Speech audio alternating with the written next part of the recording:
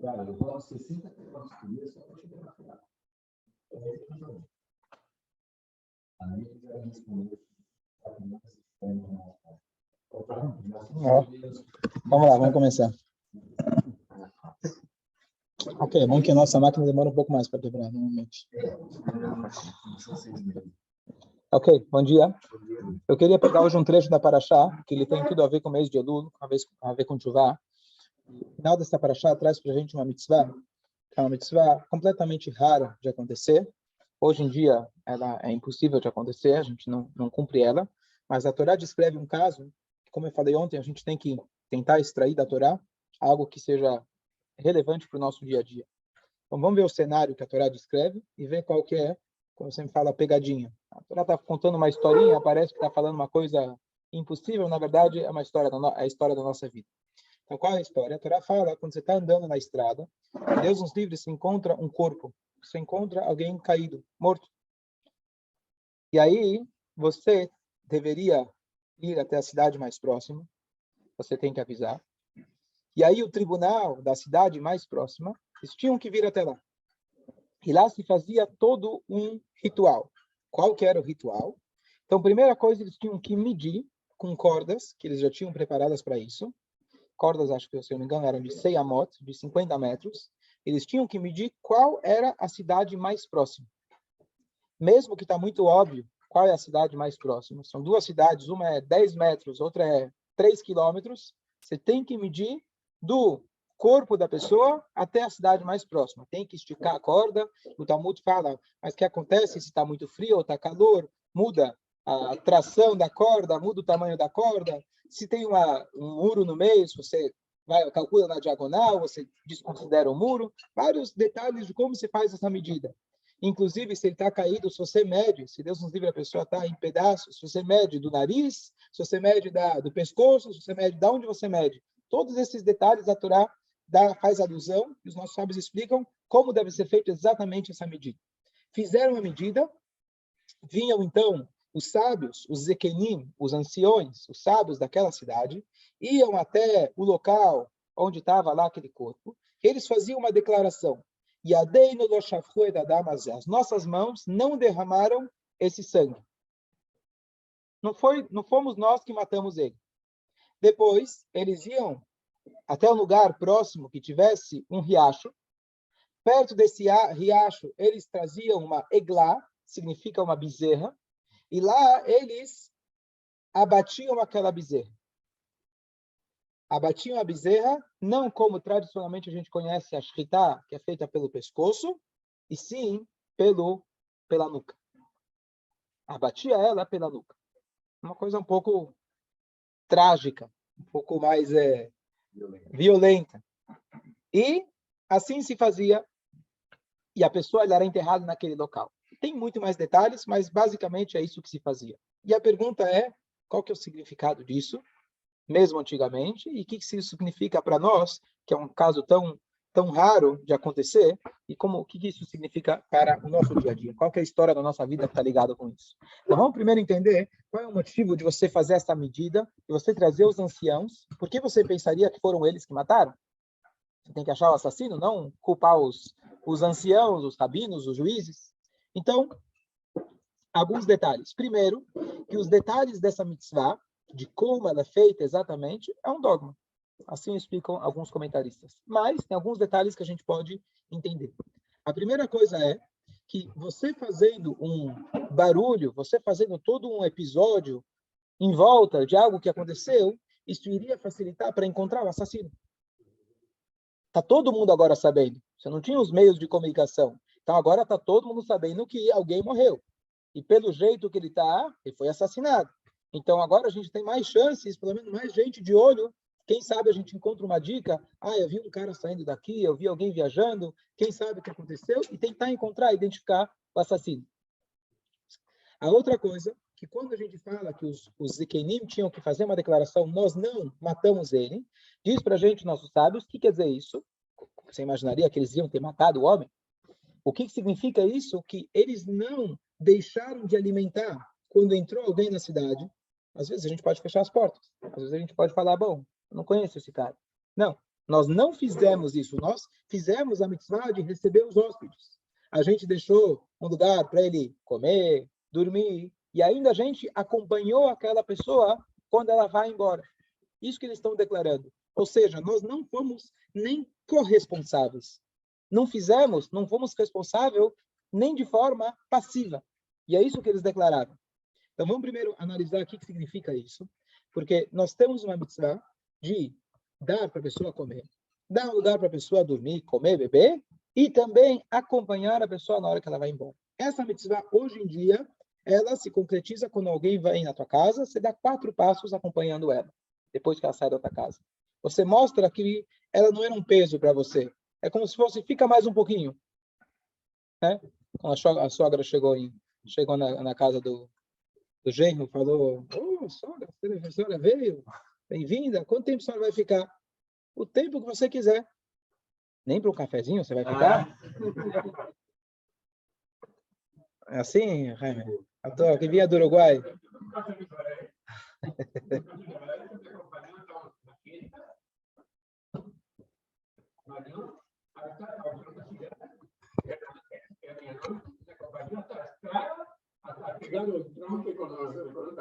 Então, sim. Então, quando existe perigo, você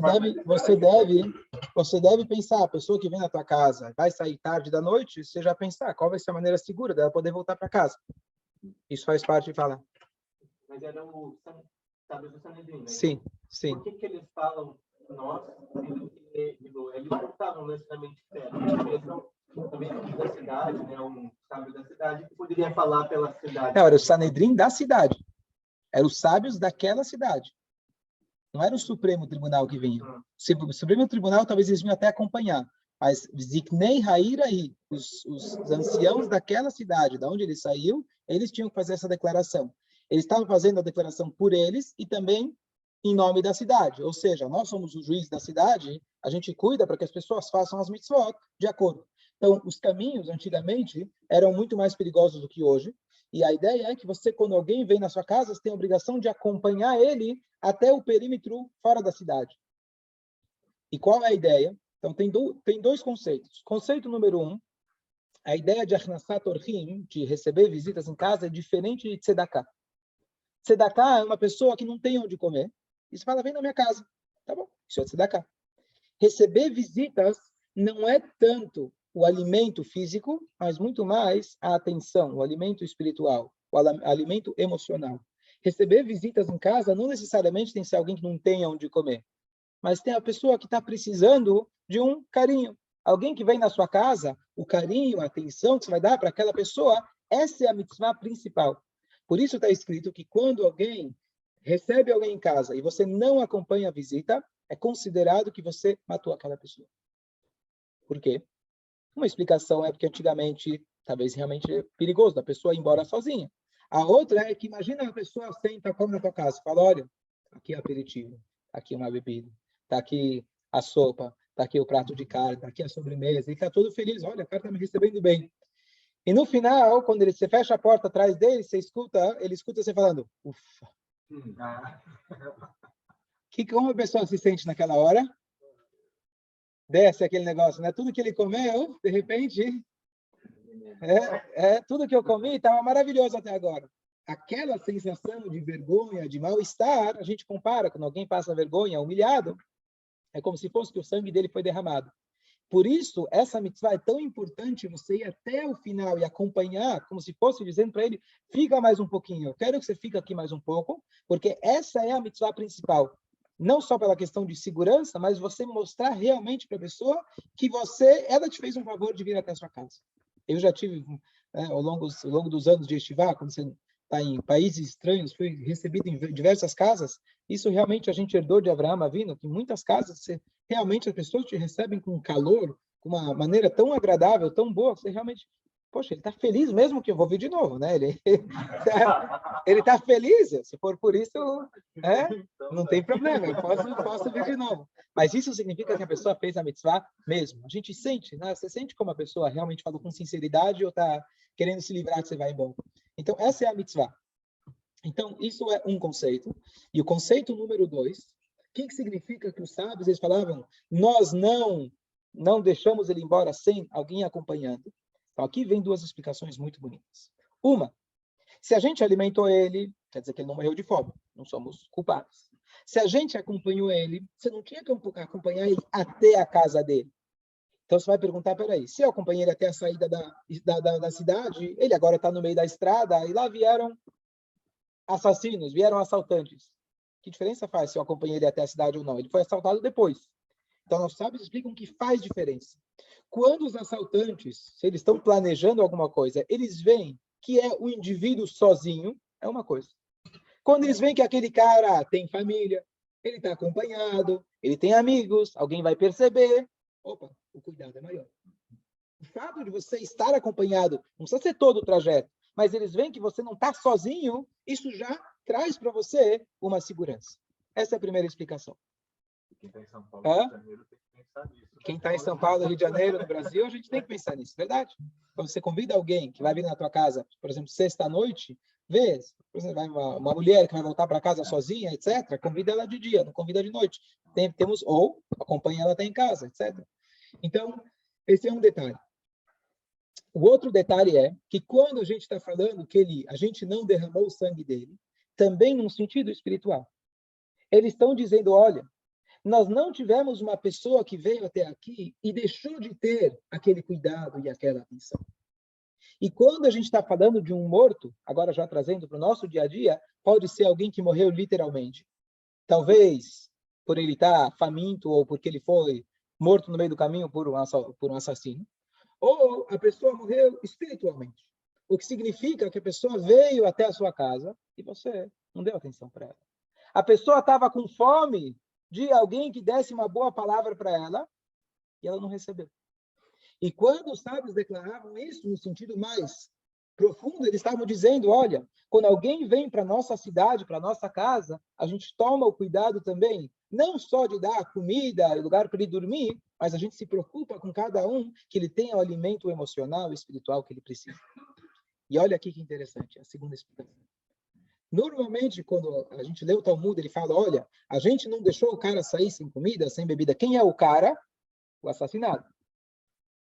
Tem uma explicação que diz que nós não deixamos de alimentar quem? O assassino. Ou seja, se o assassino tivesse sido bem recebido na sua casa, claro, você não sabia antes que ele era assassino, antes dele virar um assassino. Se você tivesse dado para ele o carinho, a atenção, a comida, acompanhar ele, ele não teria cometido o assassinato. Não é a explicação clássica. A explicação clássica é ao contrário. Aquele cara que morreu não foi nossa culpa, porque a gente deu comida, deu lugar para ele dormir e a gente acompanhou ele. Essa explicação fala que se refere ao assassino. Exatamente. Porém, não. Se eu não fiz tudo isso, eu seria o assassino. Essa era a declaração que eles faziam. Então, é muito curioso, porque a palavra que a Torá usa, que matzeh halal, quando você encontrar um halal. O que quer dizer halal? O corte árabe de comida. Boa, ok. Talvez vem daí, verdade. Halal é que ele foi hulin, vem da linguagem de hulin, só significa profano. Você vê um corpo profanado, certo? Mas a linguagem se refere também no sentido mais profundo. A gente fala hol, yemei hol são os dias de semana. A gente fala yemei hol. Hulin significa uma coisa mundana, não sagrada. Mas hol e halal tem o mesmo shorish, significa um vácuo. Halal em hebraico significa vácuo, vazio. Você encontra alguém que ele está morto no caminho. Por que ele está morto no caminho? Porque ele está vazio. A pessoa, quando está vazia, ela acaba preenchendo aquilo com coisas que são nocivas à saúde dele. E a pessoa acha que ela está suprindo a sua necessidade, está nutrindo a sua fome, mas se ele está realmente com vazio, ele não sabe, não teve alguém que deu a comida para ele, na maneira que ele pudesse entender que esse é o alimento saudável, ele não teve uma pessoa que acolheu ele dentro de casa, ele vai acabar comendo veneno, ele vai acabar se nutrindo de coisas que aumentam o vazio dele. Ele acabou ficando lá deitado no meio do caminho, fora da cidade, fora de uma zona onde as pessoas estão, um está próximo do outro, está no meio do caminho jogado. A pessoa sente que ele está distante de tudo. Esse é o verdadeiro halal. Qual que é o nosso papel? O nosso papel é a gente se preocupar com cada um. E aqui está a mensagem para nós. Você não precisa estar no meio da estrada, ver um morto, um defunto no meio do caminho, e sim a gente encontrar pessoas que são, Deus nos livre, defuntos que estão vivos. Pessoas que estão andando por aí, mas o pescoço deles já está cortado. E eles estão, na verdade, tentando nutrir essa fome existencial, essa fome que eles estão sentindo, mas eles não encontram sentido na vida deles. E é o nosso papel dar uma colherzinha de chá na boca deles, falar um abraço, um apoio, um carinho, um amor, uma palavra boa, e assim por diante, mostrar como realmente nosso apoio, isso realmente ia fazer diferença para ele não ter sido assassinado. E aqui vem a grande explicação que Hassidut traz. Por que todo esse negócio de medir e fazer, matar o bicho e etc. A ideia é a seguinte: se a gente não tiver sensibilidade por uma alma, como falou uma pessoa, 6 milhões também não faz diferença. Como alguém tinha declarado, ele falou, mas eu só matei uma menina. Tem uma história, não lembro quem foi o cara, não lembro. Ele falou, só matou uma menina. Ele falou, você começou o holocausto. Não fez 6 milhões. Você começou o holocausto. Porque na hora que você encontra uma pessoa morta no meio do caminho, agora falando fisicamente ou espiritualmente, e você não faz disso um auê, isso não é judaísmo. Judaísmo é quando você perdeu, Deus nos livre, uma vida, literalmente, vamos usar o exemplo. E aí, você passa em branco, isso não é judaísmo.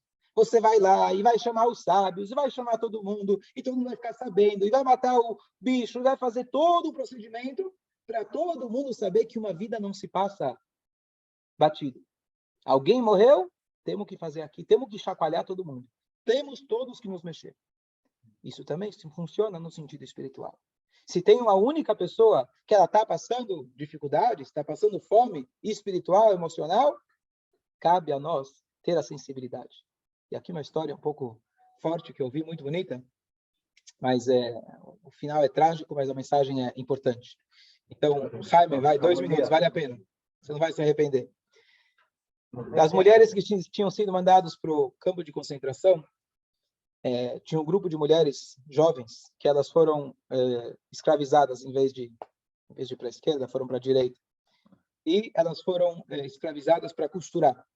Que elas estavam lá como se fosse numa fábrica, trabalhavam dia e noite, e tinha a cota que elas tinham que fazer, e lá os capos em cima que não podia parar por um instante.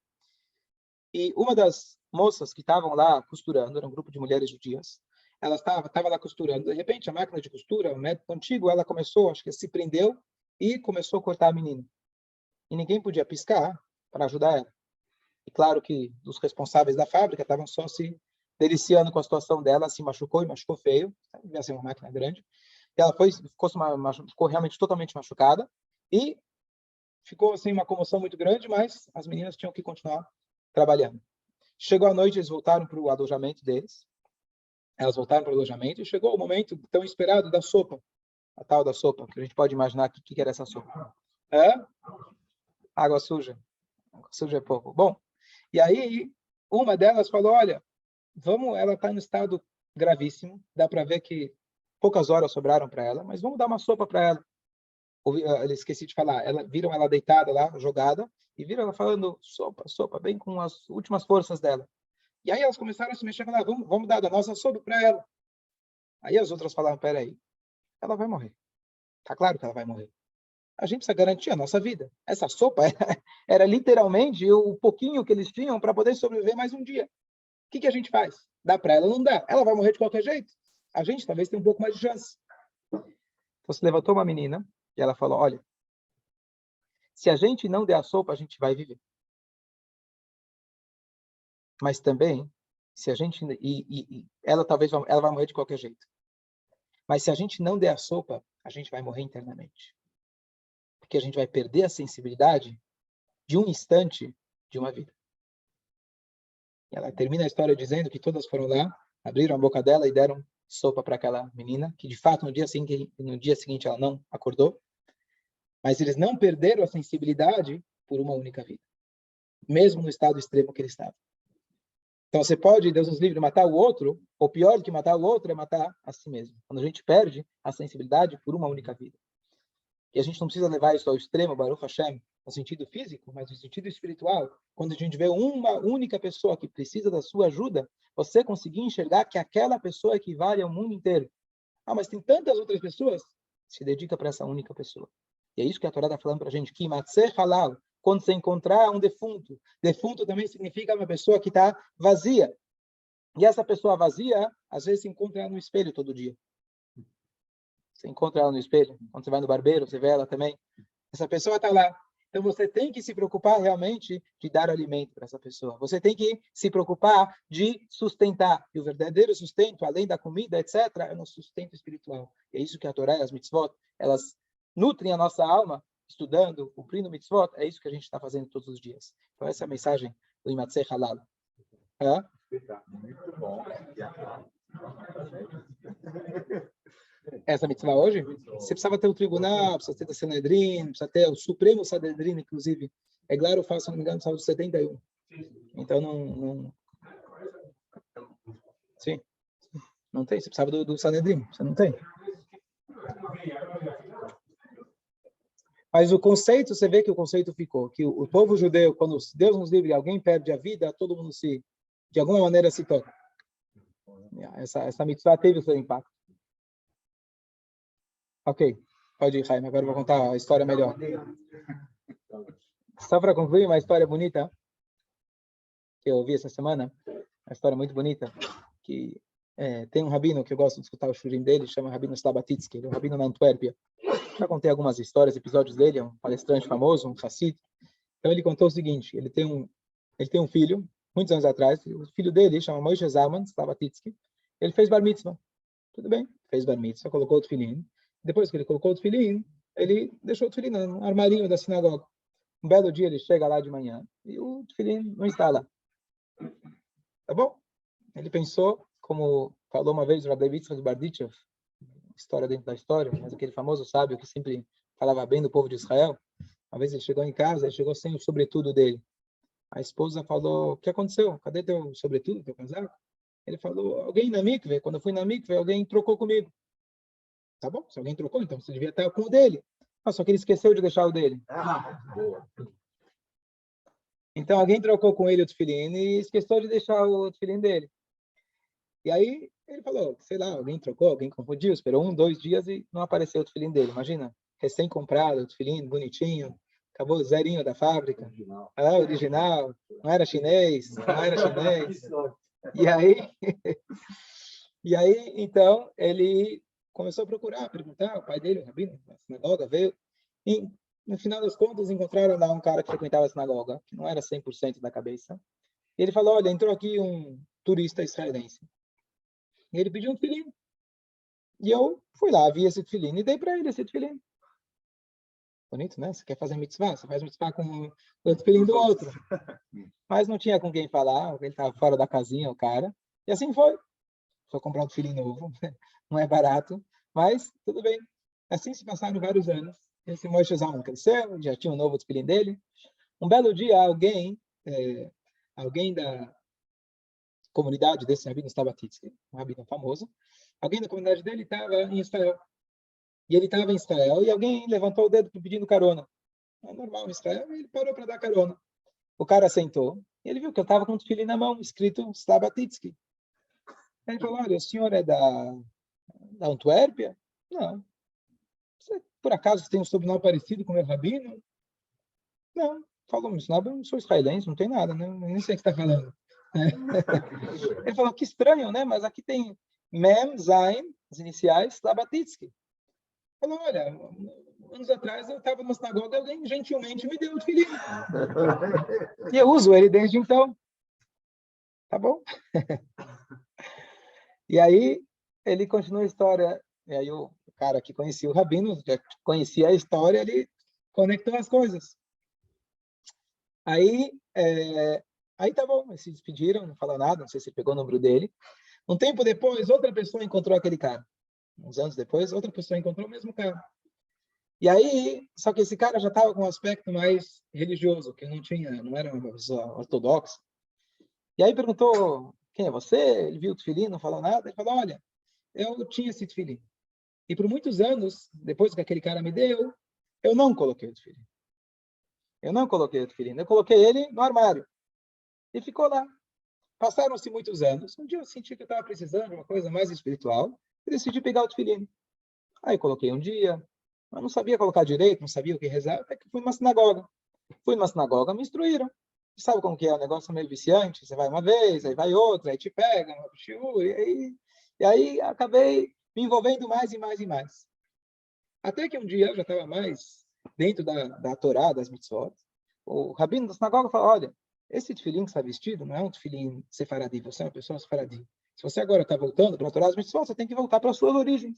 Então, vamos comprar um tefilim sefaradi. Ele foi até a loja, comprou com ele o tefilim sefaradi e ele começou a colocar. Só que ele falou que naquele dia ele não sentiu uma energia que ele estava sentindo todos os dias que ele colocava aquele tefilim. Não ia, não era a mesma coisa. Ele foi procurar um cabalista. Tem famosos cabalistas por aí. Ele contou a história para o cabalista. O cabalista falou, esquece. Aquele tefilim você ganhou é o teu tefilim. Aquilo é para a tua alma. Esquece. Aposenta o outro novo que você comprou. Você tem que voltar a colocar o teu, mesmo que não é da tua linha, etc. Coloca esse tefilim. Tá bom? E o rabino que está contando a história, ele falou, eu fui convidado alguns anos atrás para Jerusalém. Ele mora na Europa, mas ele mora na Antuérpia. Ele foi chamado para Israel para dar um discurso num Fabrengen em Jerusalém, no famoso auditório chamado Binyanei Alma.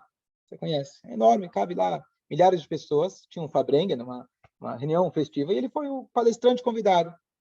E ele falou, olha, eu fui lá e contei essa história para todo mundo, uma história bonita. E eu concluí dizendo, quem sabe, o fulano de tal está aqui. Ele falou, terminou a história e ficou em silêncio. Com silêncio total. Mas passou alguns instantes, alguém levanta e fala, eu! O cara vai até lá, e o cara, meio envergonhado, né? Ele não sabia da toda a história. Ele ganhou um tefilim, na cabeça dele ele ganhou um tefilim, ele não sabia que o coitado do filho do menino. E ele fala, eu quero te devolver. O rabino na frente, todo mundo dá um abraço nele e fala, o tefilim é teu. Está claro que o tefilim era para ser para você. Eles se abraçaram, e assim conclui a história. Ok? Fica para sua análise o resto. Bom dia a todos. Bom dia.